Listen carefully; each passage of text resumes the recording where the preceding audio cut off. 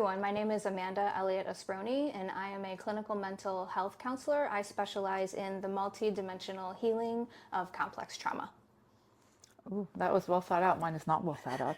Hi, everyone. My name is Dr. Al-Zougbi. I am a board-certified endocrinologist. I'm also board-certified in obesity medicine and internal medicine. Oof. And I am so excited to be here today to talk about the interplay of trauma and the endocrine system and also debunk some myths. It's good that you brought some mystery into the interview for everybody.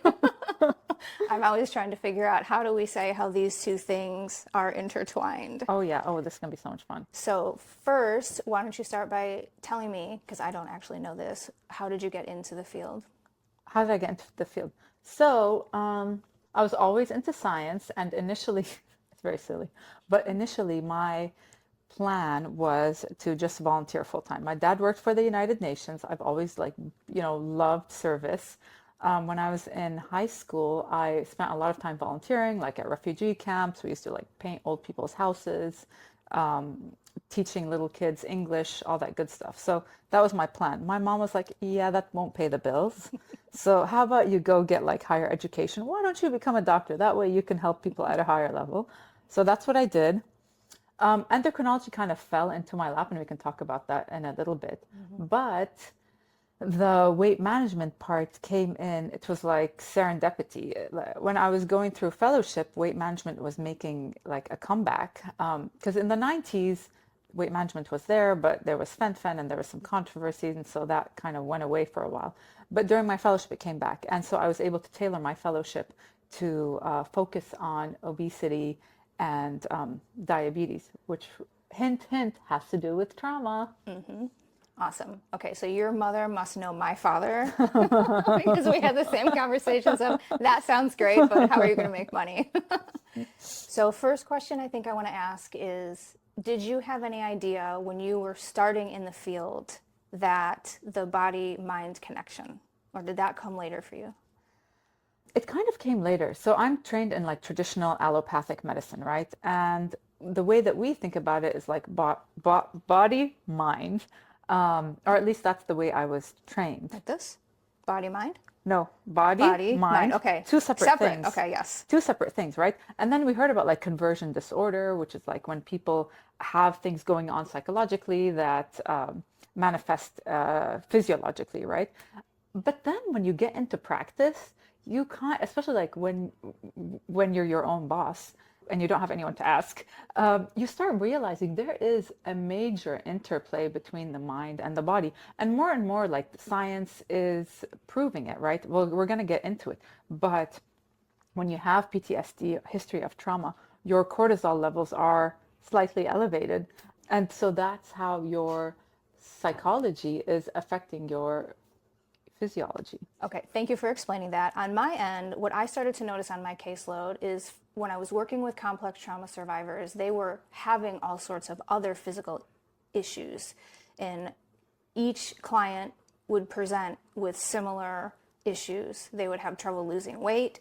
They would be gaining a bunch of weight. They could also have a struggle with sugar addiction or compulsive eating. If they had one addiction that they were trying to eat, then usually food addiction was also over there too. But then when they would try to go and address it, they would have a struggle they can't just join Weight Watchers or they can't just join a gym. The weight would not go away. Right. And then it was also relating to inflammation and just painful swelling and just all sorts of other rheumatoid issues. Yeah. So then I realized that I had to start making connections in the medical field because I needed to start referring people out because it was not in my wheelhouse, and I knew enough to know that it was somehow related because the research was saying if these things were happening to a child and they weren't dealing with them, they were going to start to manifest somatically in their body and mess up the system, and it wasn't going to work properly the way that it was designed to work from birth. So I think that leads into my next question. Sugar is a huge issue. How would you explain the connection between trauma and how your body then gets messed up with sugar and insulin? So our body has a stress response, right? So if you're being chased by a lion, your cortisol is going to go up. And that is normal. You want your cortisol to go up because it helps your body deal with stress. The problem is, and then you get away from the lion and you're done. Your cortisol levels go down. The problem is when you have like PTSD, for example, or you're living with chronic stress, that line is always there, except that line is in your head. You're either replaying things, or the way that you deal with your environment is skewed or is different because of your experiences. You're worrying about what is going to happen next. Exactly. If it's not replaying the past, you're worried about how the lion is going to attack you in the future. Precisely. There's a lion behind that chair. Yes, everywhere, right? There's a lion, like my husband is a lion, my kids are lions, my work stinks, etc. And so that cortisol is always chronically elevated. Okay. And that is definitely problematic. So what is cortisol? So cortisol is secreted by these tiny little glands called the adrenals on top of our kidneys that make several hormones. Cortisol is under the control of ACTH, which is the signal that comes from the pituitary, tells the adrenals to make cortisol. If you make too little cortisol, that's called adrenal insufficiency, and it's a huge problem. You do not want to have adrenal insufficiency, because basically if you don't take cortisol medication and stress doses when you're very sick, then you will die. So that's a big deal. On the other hand, if you make too much cortisol, that's Cushing's, and that is associated with high blood pressure, diabetes, heart attacks, osteoporosis, psychiatric disorders. And that is also a big deal, usually treated surgically, but now there are some medications that are around. You didn't ask me this question, but I felt like it was coming. Yes, what? Which is, okay, so what do I do about my high cortisol? Because I get a lot of patients, they're like, oh, I'm on this adrenal support supplement. We talked about that off camera. Take a deep breath. Yes. And I also have to be like, okay, woosah, like what is in this adrenal support supplement? Because some of them actually have like dried pig adrenal glands, which have cortisol. So if you're worried about having high cortisol because of your stress, you certainly don't need more cortisol. On the other hand, if they have something in it that's supposed to lower your cortisol, is that going to actually cause adrenal insufficiency and cause you to die? In which case, like, that's a pretty strong drug that is in that adrenal support supplement. So, and I can't think of any chemical or substance or molecule that just regulates. You're either going to upregulate or downregulate. Okay. It's not going to be one pill is the magic for both. So anything that says adrenal support, for me, I tell my patients, go off of it at least for a couple of weeks. Let me get my testing done, because if this thing is doing anything, it probably isn't. But if it is, it's going to really mess up my labs. And then let's figure out what's wrong with you so that we can fix it. The problem usually is that the cortisol is the manifestation of their stress, of their trauma. Right. So the solution is not lowering their cortisol with a supplement, which it wouldn't lower it anyways, but rather to deal with the underlying PTSD or anxiety. So working with me to work on the compulsive rumination, which either is focused on the lion from the past or the lion in the future, then how does that impact insulin? So let's say I have a client. Yeah. I'm working on them to try and reduce the ruminating in their head from whatever the childhood trauma is relating to possibly something in the present, infidelity, or some kind of tragedy. And I'm struggling because I know that their body is still having these massive physiological responses. So then I want to send them to you for testing. And what do you look for? So cortisol, as I said, Cushing's, which is hypercortisolemia, can result in diabetes. So high cortisol, even that slight elevation that we see with stress, causes insulin resistance. Your body just doesn't process glucose properly. You need higher levels of insulin to manage the sugar in your body. Insulin is anabolic, which means it makes fat cells grow. And we don't want that, right? The other thing is that once you start getting these like high levels of insulin in your body, you start getting these weird glucose fluctuations. Your glucose starts trending down. When it's trending down, your body sees that as impending low glucose, impending hypoglycemia. So your sugar cravings go up. You end up on a carbohydrate roller coaster of eating sugar, crashing, sugar, crashing, sugar, crashing. And so we have a few different ways to address that. super important is diet, eating high protein, low carbs. Because if you're starting off your day with protein, you're kind of preventing that first rise, that first spike in insulin. We can get into like the hunger hormones as well, but eating protein initially as your first meal of the day lowers your hunger hormone for the rest of the day. I always say a day that starts off with a donut, that's a dead day, that's a gone day. But a day that starts off with Greek yogurt, that's going to be a good day. What if I'm telling my clients these things? Yeah. And they're doing the best they can, but you talked about it. You talked about it sending you on this craving roller coaster. Yeah. Right. So when my youngest was going through this, trying to help him get off of the craving roller coaster that starts, that then, you know, ends with his blood sugar having issues. How is that then when the Ozempic and the Wegovy and those things come in? Certainly. So Wegovy is approved for children 12 years old and older. We have other weight management medications that are approved for younger. And some of my pediatric endocrinology friends, they will use Wegovy off-label for younger patients. I deal with adults. And so for my adults, usually by the time patients come to my clinic, they've tried losing weight for decades. Exactly. Yes. And so I don't dilly-dally with diet and exercise. Those are fundamental pieces of the puzzle, but they've tried that for decades and have failed. And we can go into the physiology of that too. When patients come to me, I offer these medications the first time, from the first visit. Do they talk to you about mental health stuff? Do they start to tell you their stories, or do they stick straight to, I just haven't been able to lose weight, can you help me? So I go in, like I dig into their history and to try to find the underlying causes. And I haven't like looked into my records to see what percentage of my patients have a history of trauma, have PTSD, but a large percentage of them do volunteer that. They'll say it like the first thing that comes out of their mouth, you know, like I was abused as a child. To me, I find that fascinating because I would doubt that they all were in therapy with a trauma therapist, and yet they know. They know like something intuitive about, I need to tell the doctor this happened to me. Yes, exactly. Literally, it's the first thing out of their mouth. I'm like, hello, how can I help you? I was abused as a child and I've been suffering with my weight ever since then, you know? But that's the number, that's the ones that are telling me. There's probably a huge percentage that aren't telling me what's gone on with them. We had discussed like Wegovy and other GLP-1 agonists. So we have Wegovy and Ozempic. Those are basically the same thing. They just had to give them different names, right? Because of insurance companies and approvals. And then we have Mounjaro and tirzepatide. Those are the same thing.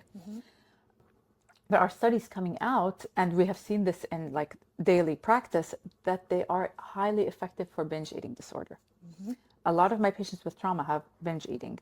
And Vyvanse is FDA approved for that. However, the problem with Vyvanse is that it runs out at night, which is when you need to sleep, which is good, but that's also when most patients binge. So it fixes your daytime binging, but that nighttime hunger is going to be right back.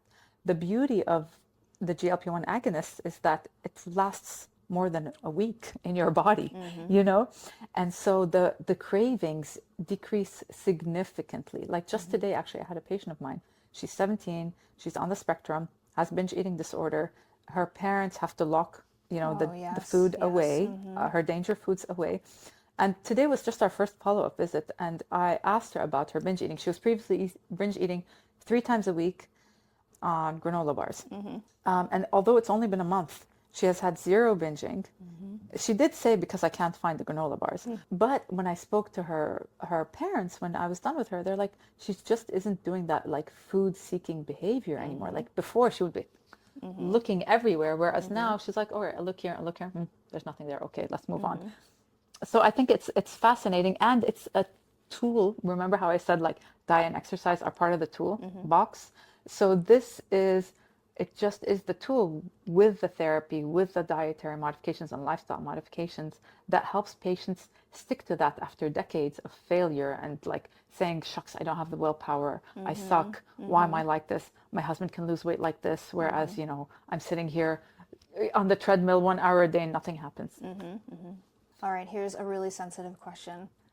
Gender and weight loss. So women and men, do you see a difference in your practice with women struggling to lose weight for decades versus men struggling to lose weight for decades? On my side, we see in our research that if women have some kind of complex trauma or PTSD, their most likely maladaptive coping mechanisms go to sugar and food, as opposed to men, they say it can go to compulsive pornography, substance addiction.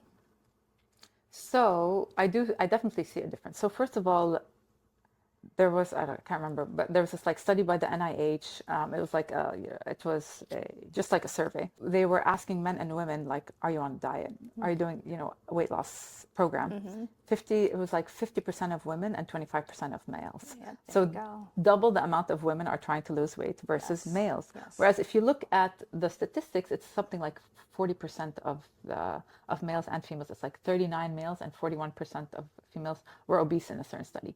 There's the same amount of obese men and women, but the amount of women that are trying to lose weight are double. So we certainly view our obesity differently, because males are like, meh, whatever, I'm a few pounds overweight, who cares? And they don't ask for help, because that's what we see with therapy as well. Oh, yeah. That women are the ones who are bringing their husbands into therapy, or they're just coming in. So they're the ones asking for help. They're the ones saying, I can't do this, somebody help me. I can't tell you how many times I have a woman walking in, she's like dragging her husband, Same kicking thing, and same for me. Yes, he's like sitting there pouting. Yes, like, they like me once they meet you. Yes. I imagine it's the same for you. Yes. And a lot of times it's like the women that have met me, we've been working together for a couple of months, and they're like, I need to bring my husband in. Same, yes. So why, well, I guess, like, why is that? We can go on and on about like how society thinks that we should be stick thin, right, and how the pressure is very high for women, whereas that's like the number one thing people judge you on, whereas for males it's like, how much money do you make, what kind of job do you have, what kind of car do you drive? Okay, in a study that I read, you'll love this, they said in a survey, what is the most important thing in a relationship with men? Okay, for men, it's how their wife looks. Reverse it, what's the most important thing for women? How much money do they make? So you could judge either way and say men are shallow and women are just gold diggers. But no, if you go back anthropologically and look at it, if a woman didn't have a man who could provide for her, she would be dead. Well, her kids would be dead. Everyone would be dead, right? And vice versa.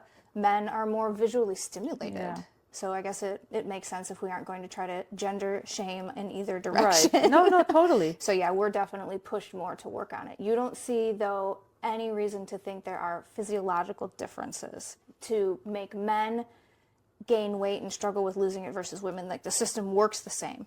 The system works very differently. Oh, it does? Yeah. Oh, very differently. Okay. So the thing is, so remember, women, especially when they're in reproductive age, their estrogen and progesterone are cycling. Okay. Like I had a patient of mine, basically 2 weeks out of the month, she's going through PMS, and she's having crazy cravings. And then the other 2, she's normal. So like, imagine how difficult it is for her. Now add on to that, like, to be a woman, to try to lose weight, and then add on to that pregnancy. So there you go, your hormones are going to be changing then, and then you're breastfeeding. You've gained all that weight that you kind of had to gain, right? And then you got to lose it again, and then you get pregnant again, and now you're like, you are stuck to a baby, and then you go through perimenopause with all of the changes that entails. Whereas males, they're pretty steady. Like, yes, their testosterone, peaks in, or starts going up at puberty, stays high until their 50s, 60s, starts coming down. There's much less excitement in their endocrine system, But certainly when their testosterone starts to drop, when they go through andropause, that's when they also have difficulty losing weight and start gaining weight. And if they don't change the way they eat and they exercise. Okay. So the testosterone declining for men decreases their metabolism. And then for women, our metabolism can be all over the place because of the estrogen and the progesterone, and then where we are in the reproductive cycle. Certainly. So you do treat them differently. I treat them. They still get treated the same. They get treated about the same, because we have, like, it's not rocket science. It's not rocket science. It's just difficult to apply. So the vast majority of patients, let me say, benefit from a high protein, moderate carb diet. Low carb diets like keto diets, they are very effective in weight loss, and at times with like lipid lowering, depending on what kind of fat the patient's eating. But they're just not sustainable. Okay. So you lose all the weight, and then you start building back the carbs, and you gain it all back. So high protein, moderate carb, lots of veggies. Veggies are good for you. More and more evidence that, going vegan, going meat free is even better for you. But how do you get protein that way? you go with plant-based protein, which is you have what? to eat a lot, like legumes. You can like pea protein, etc. I got a little help from my friend right now, tofu and soy. Tofu and soy. And they're not the devil? I have heard that they're the devil. It depends on it. Well, it depends on what your goals are, right? So Lions, devils, is that's that a right. dangerous interview? Ooh. So it depends on what your goals are. So there are certain kinds of soy that can be inflammatory, and for males, like soy has like estrogen-like properties, so they need to be careful. It really depends on your goals. But hey, there are like the vast majority of the world doesn't eat an animal every day, and they outlive us. Well, you look at India. I mean, they live Yeah. a very Yeah. long time, and they seem to not have a weight problem. I know in our culture, we were going to talk about this. So you grew up in Lebanon. I grew up a little bit all over the place, but yes, in the so Arab you world. grew up in the Arab world, Yes. and the difference. How old were you when you came to the States? 25, 26. Oh, great! So you had an entire lifetime Yes. out there. So Yes. when I started traveling to Europe, to Italy, I mean, you saw a huge difference in the size of the people, but also how they ate. So they would get up and they would have a croissant for breakfast, and I would be like, I really want 4. Right.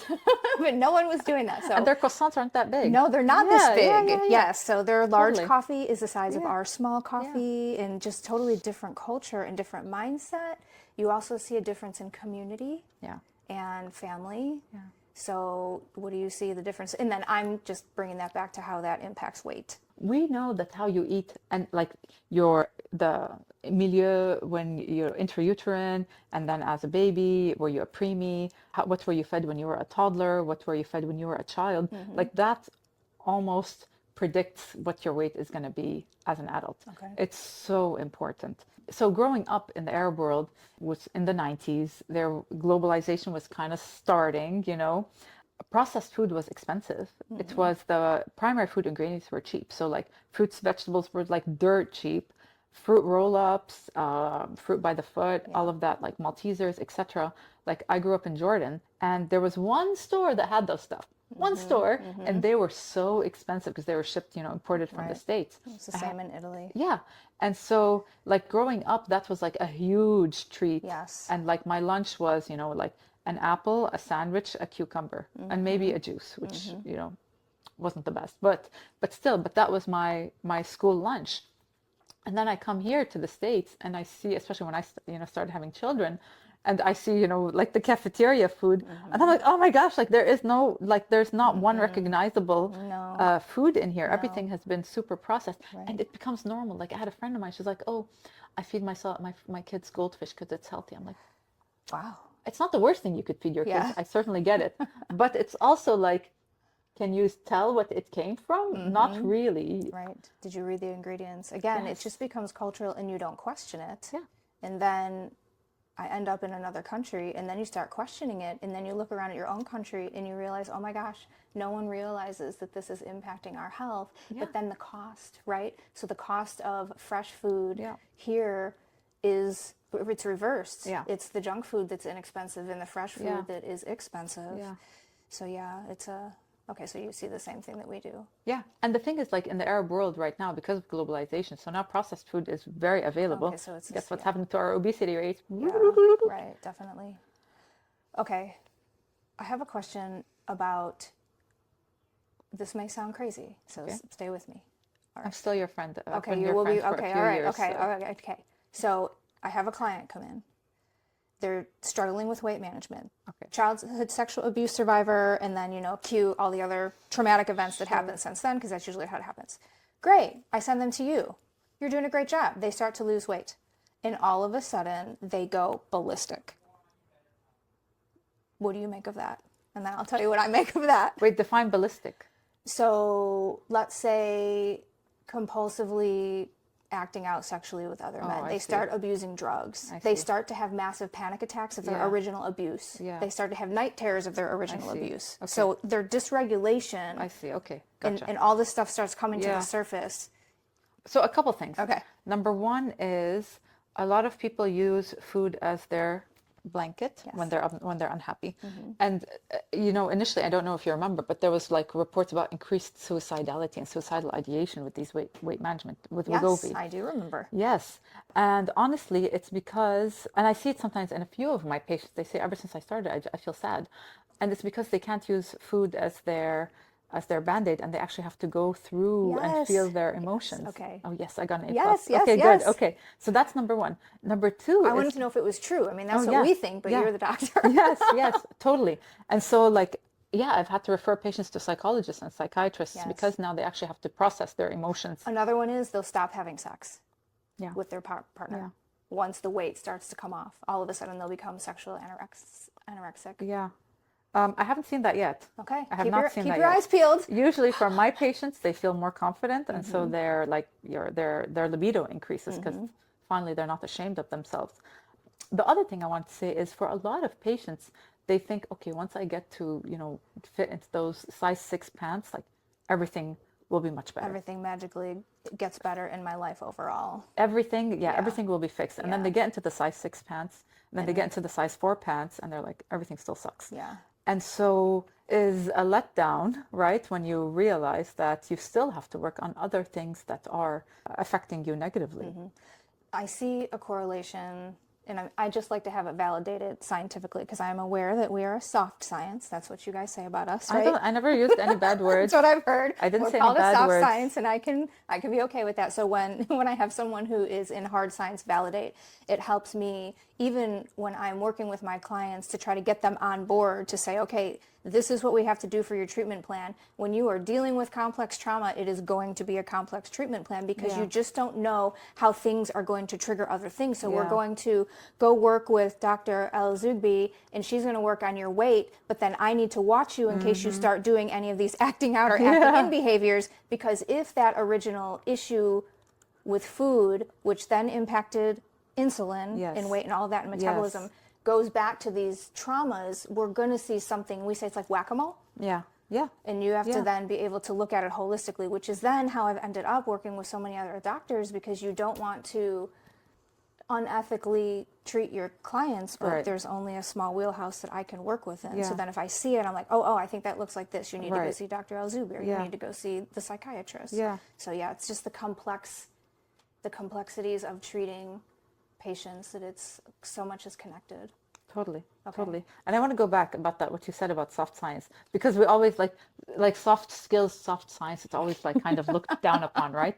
But here's like, I think a lot of people would say I'm not a real doctor, and my obesity management is like, I know, my patients disagree, but like, it's like soft, and I like, you know, I could be doing much more complicated things with my endocrinology, you know, board certification.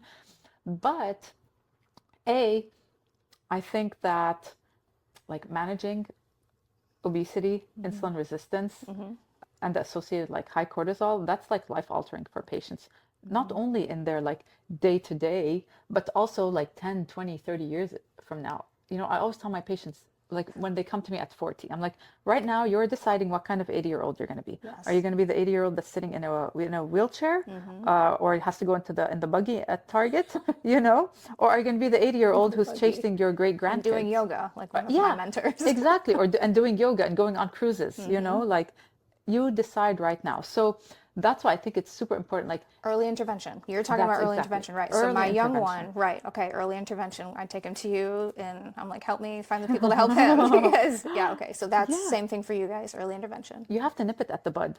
It's very disappointing, right? Insurance companies are like, oh, BMI is not 27 with a comorbidity. I'm like, well, it's 26.5 and their blood pressure is getting there. Do you really want me to wait until they have complications? Well, are you telling me though that children don't just graduate into adulthood and shed off all of their mental health or their physical issues and become the spitting image of mental and physical health? I think that would be wonderful, but that doesn't happen. It doesn't happen that way. So if you and I walked into a conference Yeah. of peers, we could both be shamed. I feel so much better that they would look at you and be like, oh, you're just doing weight management. yeah. And they would look at me and say, oh, you're just doing mental health. And you and I are over here going, if you don't have good mental health and if you don't have good weight management, your quality of life is going to be drastically reduced. And that's really sad and not fair. So why wouldn't we be helping these people? Totally. But it is shamed, I feel like. Yeah. Okay. Yeah. It totally like, is. oh, it's just weight. Yeah, exactly. Like it's an issue of willpower. Like, oh, you think you don't have I any also willpower. hear some people, they'll be very defeatist about it. And I've tried forever. This is just how I am. Yeah. This is just genetic. And they give up. And I do Yeah. feel really sad for them. It's just how I am, especially if they're not overeaters. Yeah. Then they really can get defeated and be like, well, obviously this just must be genetic and I have no power. What do you tell them? Because they have been trying forever. So a few things. Number one is there are definite, like we know that the vast majority of obesity is genetic. It is polygenic, so it's multiple genes, but that's why it runs in families, right? Back up. So then how does that still validate our mutual belief that it can come out of complex trauma? Is this a different category? There's genetic, weight issues, and then there can be complex trauma related weight issues, and then I'm sure you can have both. Well, that's what I was going to say. You have both, right? So we know that our environment affects our genes and what gets expressed and what doesn't get expressed. Yes, there you go. You said it. For example, like we know that trauma can increase your risk for autoimmune disease, right? Because suddenly those genes are like... Is that recognized in America or just in the Arab world? I just want you to say it for the audience. I don't know. I don't know, but I would say it does. I would say, I mean, it is increasingly recognized. I mean, that's what I'm seeing the studies are coming out to say that your side is coming to my side and we're going, oh my gosh, there's this link between autoimmune and PTSD. So we know that our environment affects our genes. Affects how our gene expresses. Okay, so how would you, as my social media agency director would say, how do you explain that to a 9-year-old, Dr. Al-Zougbi? Okay. How would you explain it to a 9-year-old? So let's say that you have your genes your genes are in boxes. Okay. Okay, you have a train and they're all like, it has those train cars and they're all closed. Okay. And then depending on your experiences, some of them open up. Yes. And that gene comes out and is getting expressed. Yes, you have, genetic propensity to be obese. Add on that trauma, you eat a little bit more because you're dealing with your feelings or your tough stress things that hormones. happen to you. Are we allowed to use the F word? I don't know. The messed up things that happen to you. And then, you deal with it and you get better for a while. You start eating less, but guess what? You have a new weight set point. So now you're in the overweight category. Something else happens. So versus, let's say, someone else, something messed up happens. You don't have the genetic propensity. You eat a little bit extra, but then you get over it and then things settle back. You go back to your regular weight and then something else happens. And all of those, bad feelings come back again, but you just don't gain the weight. Let's try and talk about generational trauma is something that's trending in my field. Yeah. If you were to speak to generational trauma, you would say epigenetics, passing down generation to generation. So instead of I have blue eyes and a wicked temper because my Sicilian relatives, I could say that I have a genetic disposition towards obesity, addiction. Yeah. I'm not sure how the generational trauma would affect us genetically. I am not sure. However, we do know that behaviorally it has a huge impact. So it's kind of like, I don't know, it's a chicken or egg situation. It's kind of like, I would say for now, it is what it is. We don't have any gene therapy for it yet. So it's a great theoretical question. Practically, it doesn't really matter because unfortunately, right, our parents teach us their maladaptive behaviors. Right. What if our parents teach us their maladaptive behaviors from generation to generation and we have certain genes to deal with those maladaptive coping mechanisms? So if you have a family where it's obesity genes and they're passing down maladaptive coping mechanisms, well, then that means that the obesity gene is going to open up. Right. Yeah. Because that's what's genetically predisposed versus another family, maybe it would be addiction, alcoholism, or could look and like maybe that. if you nip it, then you close that stupid box. And then we don't open it again. And then just don't open it That's again. what we try to Just teach keep our it closed. children, how to not open it again. That's right. Just keep it closed. No one needs to see that. Needs to see that. Tuck it in. We say tuck it in. Okay. Let's talk about management. Okay. My clients come in, they do their developmental trauma timeline. Then we go over what are their goals. Once I get them past their initial healing point and I get them functioning relationally well, they're doing pretty decent self-care, and their mental stability is pretty good. I put them on maintenance. What do you do with your patients once you get them to where they want to be? Because I know for us, relapse, and relapse doesn't even necessarily have to mean an affair or an addiction, Right. but it can just be a relapse in your mental health or your lifestyle or how you're feeling. So you want your patients to avoid relapse. What's the maintenance? Okay, so once patients get to goal weight, well, let me take a step back. In all of the weight management studies concerning GLP-1 agonists, once patients stop the medication, they regain the weight. This is Wegovy, Ozempic, Mounjaro, Mounjaro and la Zepbound. la la. Okay, they regain. Okay. So that is on average what happens. I love to tell patients you are not an average. So I have had a few patients that didn't have that much to lose, like 20 to 30 pounds, who were able to come off of the medications completely. Okay. And maintain their weight. So what happens when patients get to their goal is we start tapering down the medication. So we'll either decrease the dose or decrease the frequency. They will either know when their appetite is starting to increase again, or when they start gaining weight, then we'll go back to whatever dose was before that to keep them at maintenance. Can their appetite not increase, but they still gain weight?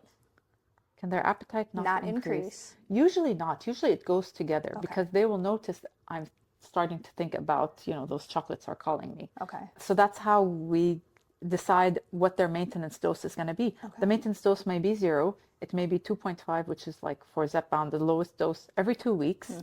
I have some patients that just have it in the fridge. They know it's there. So if they feel like their appetite is increasing, or it's like Thanksgiving or it's Christmas, I know that things are going to go overboard, I'll take a dose. So there is no one size fits all for maintenance. The other thing is, when we decide on their maintenance dose, if they notice their weight starts to creep up, then we go back to the basics. I have them pull out that paper that I give them the first visit. It's like, all right, are you getting your X amount of protein? Are you limiting your carbs? Are you getting your exercise? Are you doing your weightlifting? Are you sleeping well? How are your stress levels? What's different in your life? What's changed? What's changed, exactly. Because as I said, we have a Do it toolbox. too, yes, Yeah, me it's too. a toolbox. The medication is part of the tools. So you want to make sure that you haven't slipped back to your old habits slowly. And if you have, it's fine, because we're just going to steer you back. Okay, so same thing. We have like guardrails. We do guardrails and see what it is. But I also go looking for what's the trigger. Yeah. Yeah, and usually you'll find what the trigger is. Yeah. Do you think that this is similar to my clients who are taking SSRIs? So depression, anxiety, obsessive compulsive behavior, they're taking, Prestige or Lexapro or Celexa something. They'll taper down. Yeah. Not go all the way off. A lot of them can't go all the way off. They can taper down and they can have a low dose. They can even kind of alternate days and go on a couple days and then go off a couple days. So in terms of brain chemistry or just whole body system working, it's just showing that there's something in their system that can't hold how things are supposed to work without that assistance from that medication. 100%. Like a diabetic?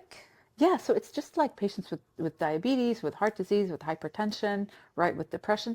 These are lifelong chronic diseases. Obesity is no different. But people have a hard time believing that that's true. The same with complex trauma survivors, right? If I'm running around going, my self-care is not high enough, or I have too much stress, like I'm going to freak out, I'm going to relapse, like this is going to be bad for my whole system. And people don't take that the same way as if I had a heart condition and I was running around like, I need my medication, and I can't be eating, tacos every day. It's like they don't believe that it's the same level of seriousness. Like this is real. I totally agree. And I think it goes back to like that, it kind of has to do with that like early intervention, which is you have to nip these things at the bud, and you have to, once you've nipped them, you have to maintain nipping them, right? You have to keep pruning, or else that tree is going to come right back out. And it's because of your genes, your hormones. Like your hormones are never going to go back to normal on their own. If they were, then you would have lost weight 10 years ago on Weight Watchers, but you didn't. At what point did willpower gain so much like prestige? Because it's just willpower, right? Just will everything back to normal. Yeah. If it goes sideways, then eventually you should just be able to will it back instead of going in for either therapy or medical intervention. Well, that would have been nice. We would have world peace if willpower. Right. But it's just like an addict, right? Just will yourself to not. Yeah. Yeah. So even if originally you were not addicted to, say, alcohol, then you have trauma. That opens the box. Now you're addicted. You can't just snap yourself back into having a brain that doesn't Right. have that circuitry or that whole system. And so then in comes the medication or the therapeutic intervention or both. I just wish that the shame would go down. I think we're getting there, as people are exposed to it more and more, and as like loved ones, right? It's just like, I don't know, with like homosexuals, everyone was like totally against it. And then when people started becoming comfortable being gay openly, and now suddenly everyone has a family, family member or a friend who is gay, and now it's normal, I think that comes with people talking about it more, though, Yeah, right? So people totally. talking about it more, and so it gets more normalized. Yeah, So being an exactly. advocate. Okay, well, I think we covered everything that I wanted plus more. My brain is like smoking, which I like. I like it that way. Okay, so the Okay. myth that we debunked today is that it's not real that craving exists, right? Or that That's food true. addiction exists. No, it totally exists. We debunked that. Number Yes. 2, we debunked obesity is genetic. So some people think that there is no genetic component, but that you said that it does run in family systems. There are differences. Another myth, oh, well, if you're a woman or you're a man. I hear so many of my husbands be like, oh, well, my wife just needs to exercise more and she just needs to go on a diet. Yeah. No, there are differences between how women lose Right. weight and their metabolic situation Yeah. and men and how they lose weight and their metabolic situation. Totally. We are different, so we need different interventions. Totally. We debunked the myth that you can just snap your fingers and stop eating chocolate and sugar. Yes. That's not true. Did we debunk any other ones? We debunked the cortisol myth. Yes, That's your the most biggest important one, one. the adrenal supplements. That's right. That they could actually be dangerous or harmful. Yeah. Or they're just not going to help at all. Yeah. And we debunked the myth that the system is separate from itself. Cortisol is related to insulin resistance that can be Totally. related to complex trauma, that can be related to food addiction. The myth of, you said when you went to school, the mind was over here and the body was over here. That's a myth. Totally. We are connected. And the more we are able to research, we are able to figure out how we all can work together in the field to help our patients live the best life that they can live. I love it. That was a great summary. Was that well said? Was that well said? Very well said. A+. So if viewers want to get in touch with you to work with you, where do you want me to send them? Okay. So our practice is right here in Tampa. You can get in touch with us by calling us 813-360-1214. We are also on Facebook, and we have a website, www.tampaendocrinologyinstitute.com. I can't believe you got that. That's awesome. But you can kind of tell that I did my own business plan because it's also like 15,000 letters. So in a different life, I will shorten it, and you can misspell it like 20 ways. But www.tampaendocrinologyinstitute, that's us. Yeah, we're happy to help. Okay, thank you. If anybody wants to work with me, you can find me at amanda@healingaffairscounseling.com, or you can email admin@healingaffairscounseling.com. Thank you for watching today. Hit the like button and subscribe, and ask if you want Dr. Al-Zougbi to become a regular, because that would be awesome.